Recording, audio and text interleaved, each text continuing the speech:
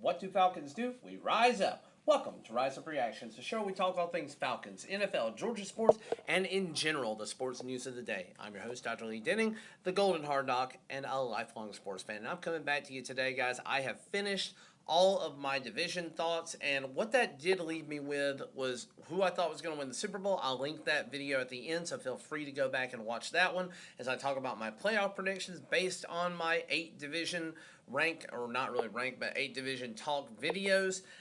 So feel free to go back and watch all of those at your leisure if you've got a particular division you root for, or if you want to know about another division or my thoughts on it, feel free to go back and watch that. But today I want to come back to you and talk briefly about what that's going to mean for the 2024 draft. And I wanted to talk about the top 10 picks in the NFL draft based on how everybody's finishing. Now, I've already been through that. There's not going to be a ton of suspense, but I just wanted to quickly run through my list. Now, starting at pick 10, there were 2 8-9 teams that came in here in Seattle and Tampa Bay, and ultimately I ended up thinking that the 10th overall would be Tampa Bay. I think Seattle is a little bit better team. I think they're going to have some tiebreakers that actually get them closer to playoffs, which means further away from the number 1 draft pick.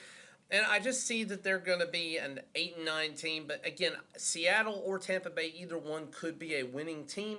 I just think they're both going to be right on the cusp of having a winning season versus having a losing. And ultimately, Tampa Bay, I do feel like, is going to be sitting at 8-9. What is that going to mean for them? Will they take wide receiver? What are they going to do? Will they, buff up defensive line? Is guys like Vita Vea getting up there in years? Who knows? But they will be picking at 10th the way that I have everything playing out. Then we go through 9 through 6. And this was a little tough because we have 4 teams that are all going to finish at 7 and 10. Now, I don't know how it's actually going to work out, but there's not a lot of cross play between these guys, not a lot of head-to-heads between them, and strength of schedule is a little bit different for everybody. But ultimately, the way I have it finishing out is Arizona coming in at 9 with 7 and 10. They will have the 9th overall draft pick, which is good enough to get them a quality piece next year. They still need offensive line help. They still are going to need wide receiver help. Marvin Harrison Jr.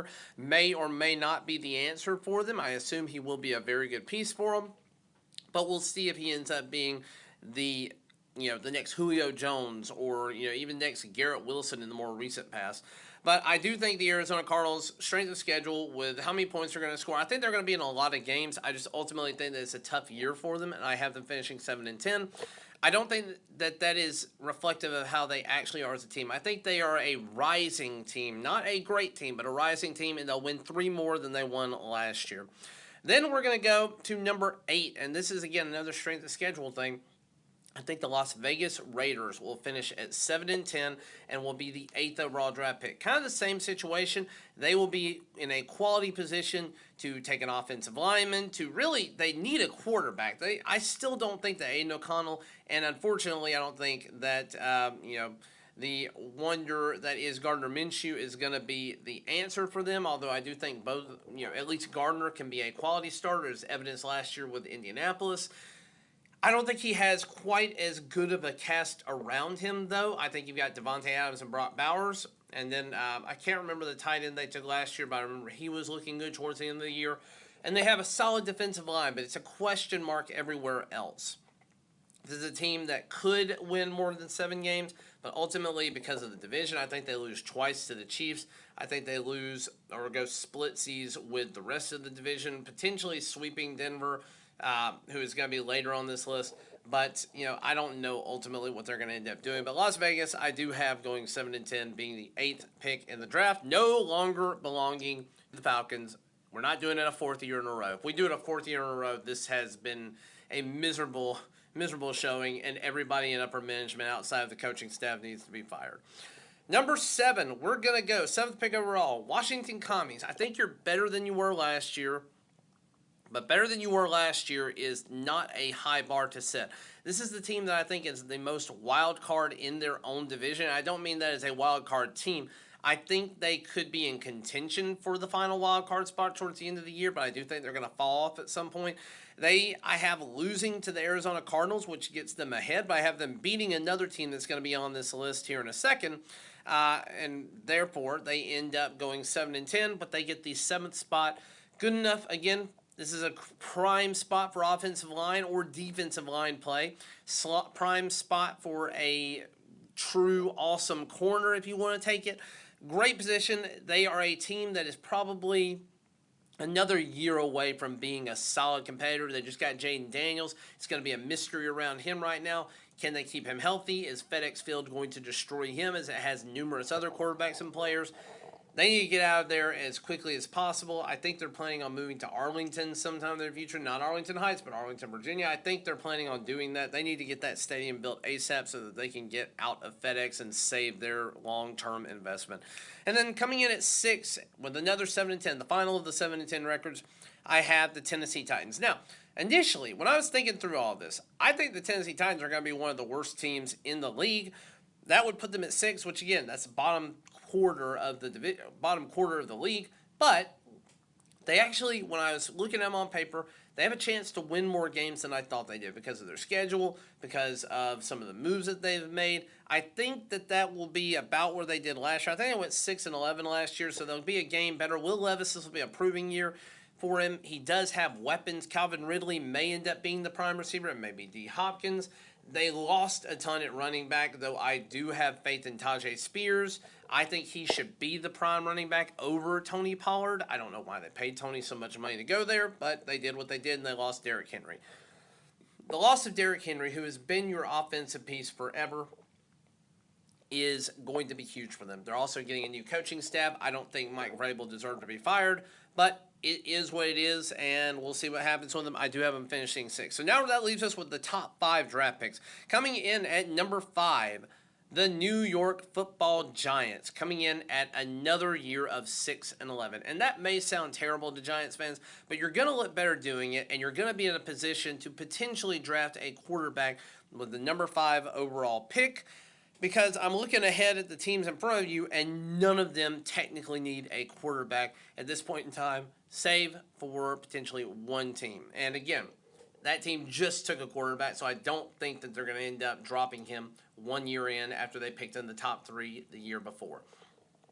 But you may be the first team to take a quarterback off the board without having to trade up or do anything, and you need it. Danny Dimes is not the answer, and as long as he is on your team, you're not going to be super competitive. You had your one-year wonder with him, with Dable, but you're not going to get that again. I think even with the addition of Malik Neighbors, I don't think he's going to be, that end-all, be-all for you. You lost Saquon. It's a tough year for you, and even with it being a tough year, you're going to find some ways to sneak some wins in and go 6-11. But that does have you finishing 5th, and again, I think you'll be the first team next year to take a quarterback. Then we go to the New England Patriots, who will be 6-11 as well, based on my predictions. Which again, that is better than what they just finished. They just got the guy out of North Carolina. I don't think he'll start initially, but they are starting out with Jacoby Brissett for a few games. He is a solid backup quarterback and a bridge player to get in, to get your guy in there. But I do think they're still missing weapons, and that's going to be ultimately what keeps them back. So next year, they may be one of the top teams to take a wide receiver, second to one of the other teams on this list. But I do think that the New England Patriots are going to be 6-11, picking number 4. And then we're finally going to move into the top 3. I think that Minnesota is going to be a bad team. There are 2 5-12 teams here, and I think Minnesota is the first of them.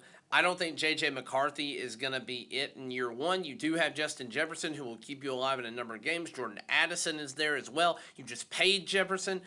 It really depends on J.J. McCarthy. Does he take a step forward? Is he going to be the guy for you? McCarthy has done well with a solid running game, and Aaron Jones coming in from Green Bay is a very solid addition. You're going to be impressive on offense at times, but I don't know how good you're actually going to be. If you can't develop the run game, I don't think your pass game is going to be very good. Offensive line struggles have cost this team in the recent past. They are losing Danielle Hunter to the Texans, so you now have defensive line struggles. I just don't think the defense is going to be top tier, and ultimately you have one of the tougher schedules in the league, and I do have you finishing at 5-12, being the 3rd overall pick in the draft, probably taking a defensive lineman or a tackle, possibly the first tackle in the draft to try and protect your future asset in J.J. McCarthy. I don't think you need a wide receiver here, but I do think, edge rusher or the best defensive tackle in the draft. Maybe if there's some phenomenal elite prospect coming in, I don't know who's coming out next year, but if there's some elite guy coming out, maybe you get them. But that's going to lead us into the top 2 picks. And the top 2 picks, you are going to have North Carolina finishing not number 1 overall, but number 2 overall. You still are going to be paying for the Bryce Young trade. You still don't have a lot of weapons. You still are not a solid football team yet. You will be better than you were last year. It's hard to be worse than, I think you were 2-15 last year. It's hard to be worse than that. You'll be better. You're going to sneak some wins in where you shouldn't. Everybody is going to be favored against you, save for one possible team, and that's going to be the team that's finishing at number 1. But you need to protect Bryce Young. You need to get a wide receiver. You need to be the team that takes the first wide receiver off the board, because Deontay Johnson is not going to be the end-all, be-all for your team. He may have a good year, but you need to replace more. You lost him in the trade, and I said that was the icing on the cake that made this a horrible trade. Turns out I was pretty right with that one. So, following that up, we have the number 1 overall draft pick for 2024. Brandon Perna, ThatsGoodSports. GPS, I am so sorry. I am so sorry. I do not have faith in Bo Nix. You lost Jerry Jeudy. Cam Sutton's still around, but I do not have faith in the Denver Broncos. I think you will have at minimum a top 3 pick, and ultimately I do have you finishing number 1 overall for the draft, which that's going to be with a 4-13 record. It could be worse. It could be better. But I don't know. This is going to be really, really tough for you guys. You have a tough schedule. I think Carolina, who is on your schedule, is one of the teams that will beat you. But yeah, that's how I have it. That's how I have it sorted out right now. Is with you picking number 1, you're probably going to be going with a edge rusher. You might be going wide receiver, but you still have Sutton. Excuse me. I do think that you need additional help in the offense. But you may be taking quarterback. If Bo Nix sucks, you could be a quarterback-needy team. Though that would suck to have taken him 12th overall in this previous year's draft. 6th quarterback on the board to then turn around and lose him a year later. It's not unprecedented. We've seen Arizona do that in the recent past. We've seen the Jets basically move off of their guys in the recent past fairly quickly, though the Jets have done poorly with supporting those guys. But let's see what happens. As far as what other smarter websites and people think, Tankathon is typically where I go to kind of get a little bit of information on where things are at. And ultimately, right now, Carolina is predicted to have the number 1 overall pick again. You have New England coming in at number 2, Denver at number 3, Washington number 4, Tennessee number 5, Giants number 6, Vegas 7, Arizona 8, Minnesota 9, and New Orleans at 10.